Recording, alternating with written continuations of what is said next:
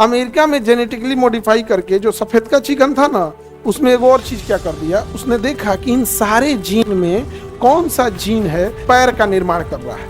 एक लंबा प्रोसेस लगा तो मिल गया वो जीन जो उसके पैर का निर्माण कर रहा है। उसका मुर्गा का जो पैर होता है ना, बेलना इतना मोटा होता है, इतना मोटा पैर होता है। क्योंकि बहुत सारे लोग, खाने वाले लोग ना, मुर्गा में लेग पीस बड़ी पसंद करते हैं, ताकि ले भाई तेकरे खूब इजीली हम लोग उसे क्या कर सकते हैं, बना सकते हैं। इस वजह से जेनेटिकली मॉडिफाई क्या पड़ता है, सस्ता पड़ता है। इसी से कई चीजें बनाई जाती हैं, जैसे ये जो सफेद रंग वाला मुर्गवा होता है सब ना, जो कटाता है ऐसे, ये सब इंग्लिश मीडियम वाला, ये कुछ नहीं करता है ऐसे, एकदम चुपचाप पड़ल रहता है ऐसे। इसको मारिए चाहे नहीं मारिए, मर जाएगा सब। ये सब क्यों? क्योंकि इसकी बुद्धि उद्धि सब चीज को जेनेटिकली मॉडिफाई करके बैल बना दिया है। तो उन सबको ना जेनेटिकली मॉडिफाई करके बौधा बना दिया जाता है। ना वो उड़ पाते हैं ना चल पाते हैं। छोड़ दीजिएगा ना तो खड़ा रहेगा चुपचाप, ऐसे एकदम चुपचाप है। हम भागेंगे थोड़े ना, हमको काटने के लिए ना लाया है। आज चंद देहात वाला जो हिंदी मीडियम वाला मुर्गवा देखिए तो तनी पेड़ पे भाग जाता है, काटेगा रे हमरा।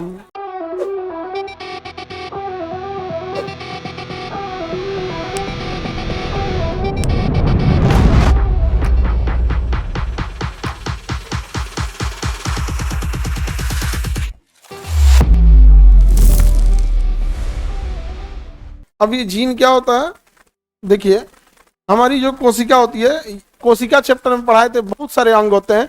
Mitochondria, ribosomes, endoplasmic reticulum, vacuoles, centrosome, lysosome, बहुत सारा होता है। लेकिन इसमें जो सबसे इंपॉर्टेंट होता है वो होता है न्यूक्लियस। क्या होता है? न्यूक्लियस। इस न्यूक्लियस को बाहर निकालेंगे तो इसमें क्रोमोसोम होते हैं सर। क्या होता है सर? क्रोमोसोम। बताइए कितने क्रोमोसोम होते हैं? 46। इस क्रोमोसोम को जब जूम करके देखेंगे तो ये क्या होता है? बड़ा सा संरचना होती है। क्या होती है? बड़ी संरचना। यही क्या कहलाता है? डीएनए कहलाता है। ये बड़ी संरचना क्या कहलाएगा? डीएनए। डीएनए इतना बड़ा दिख रहा है, ये है कितना? 46 डीएनए। 46 होते हैं और वो किस में पाए जाते हैं? न्यूक्लियस में। तो न्यूक्लियस के अंदर क्या था? क्रोमोसोम। न्यूक्लियस के अंदर क्रोमोसोम। क्रोमोसोम की खोज वाल्डेयर ने किया था। जीन की खोज, डीएनए की खोज वाटसन एंड क्रिक, कार्लसबर्ग ने देखा, लेकिन वाटसन एंड क्रिक ने मॉडल बनाया। अब इसी के हिस्से को अगर तोड़िएगा आगे तो इसी में से क्या निकलता है? जीन। क्या निकल जाता है? जीन। ये डीएनए से तो क्या हो जाएगा? लंबा जब संरचना निकाल देंगे तो क्या बन जाएगा? जीन। ये क्या हो गया? जीन। ये हो गया जीन। समझ में गया? बताइए ये तो क्रोमोसोम हो गया। क्या हो गया? ये क्या है? क्रोमोसोम। ऐसे ऐसे कितने क्रोमोसोम होते हैं? 46। क्रोमोसोम का जटिल संरचना ही डीएनए कहलाता है। डीएनए को और खींच देंगे तो जीन। यानी ये वाला सब पोर्शन क्या है? जीन। ये सारा पोर्शन है जीन का। सारा पोर्शन किस चीज का है? जीन का। सारा पोर्शन है जीन का। समझ में गया? और जीन के बाद ये क्या बने हैं? डीएनए। डीएनए को समेटेंगे क्रोमोसोम। क्रोमोसोम कहाँ चल रहा है? न्यूक्लियस। अब इस जीन में से ना मॉडिफिकेशन कर सकते हैं। इस जीन को निकाल देंगे, कोई एक जीन को अगर हम निकाल देते हैं उसमें कोई ना कोई कमी आ जाएगी। इसके जगह अगर हम दूसरा कोई जीन डाल देंगे, दूसरा कोई क्या डाल देंगे? जीन, तो इसके क्वालिटी में चेंजिंग आ जाएगी। इसको हम जेनेटिकली मॉडिफिकेशन कहते हैं। मॉडिफाई कर देना, जीन को मॉडिफाई करना, जिसे हम जेनेटिक मॉडिफिकेशन कहते हैं। और इसकी प्रयोगशाला में जीन बनाने का काम किया था हरि गोविंद खुराना। किसने किया था? तो बताइए। जीन संश्लेषण। संश्लेषण का मतलब निर्माण करना। जीन संश्लेषण। जीन संश्लेषण किसने किया? हरगोविंद खुराना। हरिगोविंद खुराना। हरगोविंद खुराना किसने किया था? हरिगोविंद खुराना। जीन संश्लेषण का काम किसने किया? हरिगोविंद खुराना। जीन संश्लेषण हरिगोविंद खुराना। अब इसी के बाद बन गया चीजें genetically modified, GM, genetically modified, genetically modified. अब इसी से हम लोग मॉडिफाई कर सकते हैं किसी भी चीज को, जो जेनेटिकली क्या हो सकते हैं सब? मॉडिफाई। मतलब उसमें कोई ना कोई क्या कर सकते हैं? सुधार कर सकते हैं। जेनेटिक्स में सुधार कर सकते हैं। तो हो गया हम लोग का जेनेटिकली मॉडिफाई। इसी से कई चीजें बनाई जाती हैं, जैसे ये जो सफेद रंग वाला मुर्गवा होता है सब ना, जो कटाता है ऐसे, ये सब इंग्लिश मीडियम वाला, ये कुछ नहीं करता है ऐसे, एकदम चुपचाप पड़ल रहता है ऐसे। इसको मारिए चाहे नहीं मारिए, मर जाएगा सब। ये सब क्यों? क्योंकि इसकी बुद्धि उद्धि सब चीज को जेनेटिकली मॉडिफाई करके बैल बना दिया है। इसलिए इस सबको, चूजा सबको जब पाला जाता है ना, तो 45 दिन में बड़े हो जाते हैं सब। 45 दिन से ज्यादा रखना नहीं चाहता है कोई इन सबको, क्योंकि 45 दिन में इनको जितना बढ़ना था 50 दिन में उतना बढ़ गया सब। अब उसके बाद खाली खाएगा सब, अब मोटाएगा सब है ये नहीं। 45 दिन में, इसलिए जो पोल्ट्री फार्म वाला होता है, सफेद मुर्गा जो काटता है, तो चूजा लाएगा छोटा छोटा, 45 से 50 दिन में उसको निकाल देगा।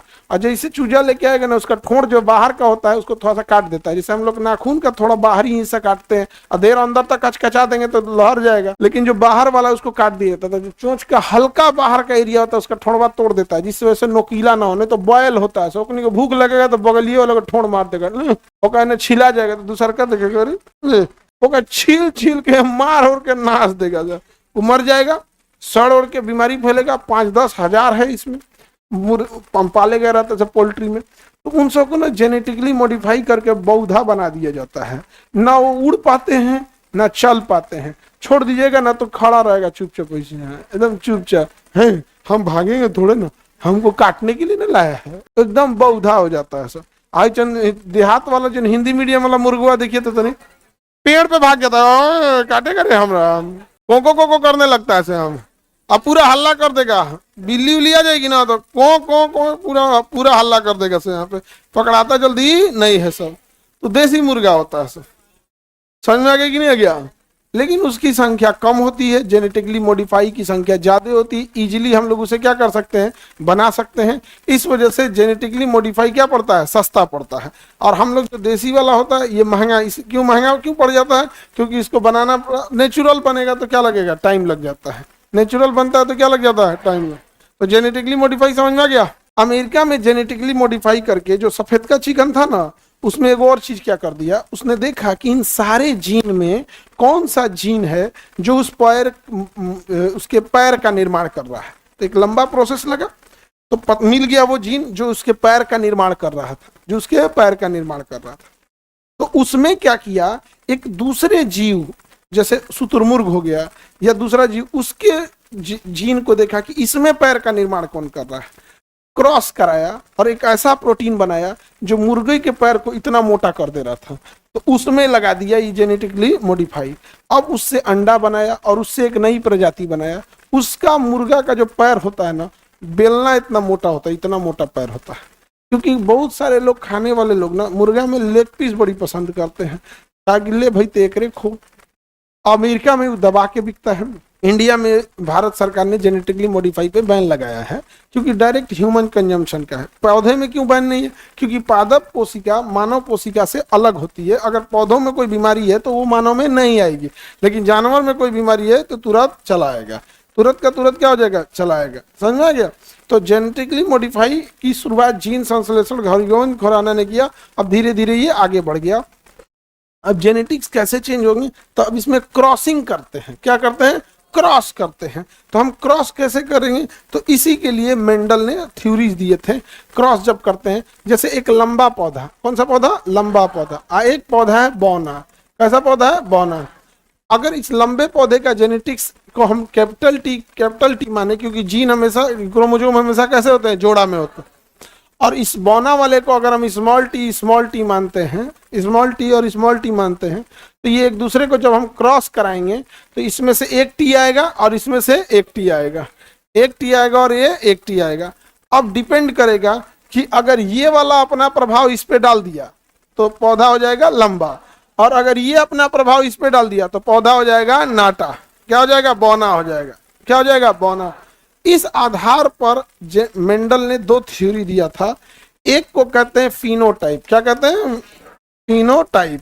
फिनोटाइप मतलब वो होता है जो फिजिकली आप देख के बता सकते हैं कि लंबा है या नाटा है, बौना है, ये बता सकते हैं। लंबा है या बौना है फिजिकली देख के बता सकते हैं। और एक होता है जीनोटाइप। क्या होता है, जीनोटाइप।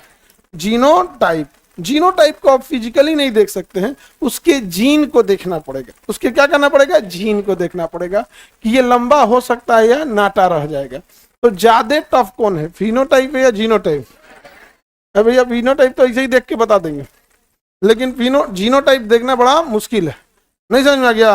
अब जीनोटाइप का मतलब क्या होगा, जेनेटिकली अलग अलग दिखने वाला, जेनेटिकली अलग अलग दिखने वाला। अब फिनोटाइप का मतलब क्या, फिजिकली अलग अलग दिखने वाला। अब जैसे इसको हम क्रॉस कराते हैं, देखिएगा ध्यान से, इसको हम एक क्रॉस कराते हैं।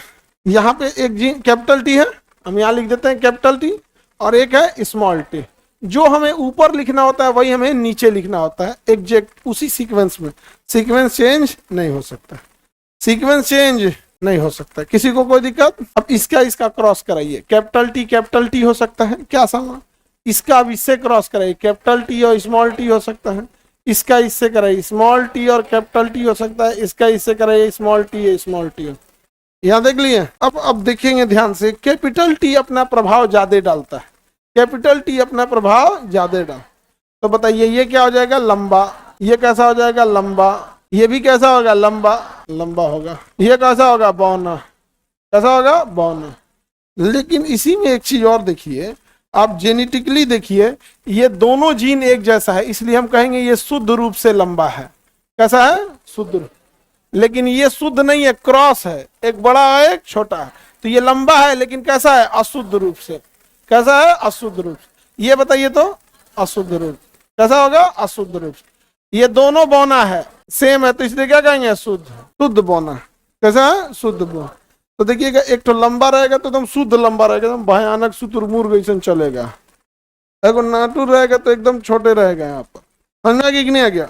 समझिएगा अब ध्यान से। तो ये लंबा रहे, ये कैसा हो गया? कैपिटल लंबा है। अब इसमें आपको फिजिकली देखिए लंबे कितने दिख रहे हैं? 1 2 3। फिजिकली लंबा कितना दिखा? 3 लंबा दिखा। और बौना कितना दिखा? 1। बौना कितना दिखा? 1। तो फिजिकली आपने देख लिया कि जब क्रॉस करेंगे तो 3 ठो लंबा पौधा मिलेगा और 1 ठो बौना मिलेगा। लेकिन जेनेटिकली देखा जाएगा तो आप बताइए, एक ही तो शुद्ध लंबा मिलेगा, एक ही तो शुद्ध लंबा, और 2 गो अशुद्ध लंबा मिलेगा, 2 गो अशुद्ध लंबा मिलेगा, और 1 गो शुद्ध बौना मिलेगा, 1 तो शुद्ध बौना मिलेगा। तो ये क्रॉसिंग का जब रूल बनाया तो देखा कि फिजिकली देखने में कैसा है, तो फिजिकली ये भी लंबा दिखेगा, ये भी लंबा दिखेगा, ये भी लंबा दिखेगा। तो फिजिकली देखेंगे तो 3 ठो लंबा मिलेगा और 1 ठो बौना मिलेगा। तो फिजिकली रेशियो 3:1, फिजिकली रेशियो 3:1। लेकिन जब जेनेटिकली जाइएगा तो लमसम वाला चीज कुछ नहीं होता है जेनेटिकली में। जो दिख रहा है बताइए, जो दिख रहा है वो बताइए। तो जेनेटिकली जब जाएंगे तो शुद्ध लंबा क्या ठो है? 1, तो हम लिखिए 1। अशुद्ध लंबा क्या ठो है? 2, हम लिख दिए 2। अशुद्ध रूप से बौना क्या ठो है? 1। तो 2:1, 1:2:1, 1:2:1। कोई दिक्कत? तो फिजिकली देखना सिंपल होता है। जैसे फिजिकली ये दोनों सेम दिखते होंगे फिजिकली, लेकिन जेनेटिकली सेम नहीं, जेनेटिकली बहुत डिफरेंस आ जाएगा। तो फिजिकली हमेशा रेशियो बड़ा मिलेगा, जेनेटिकली हमेशा डिफरेंट मिलेगा। जेनेटिकली क्या मिलेगा? डिफरेंस मिलेगा।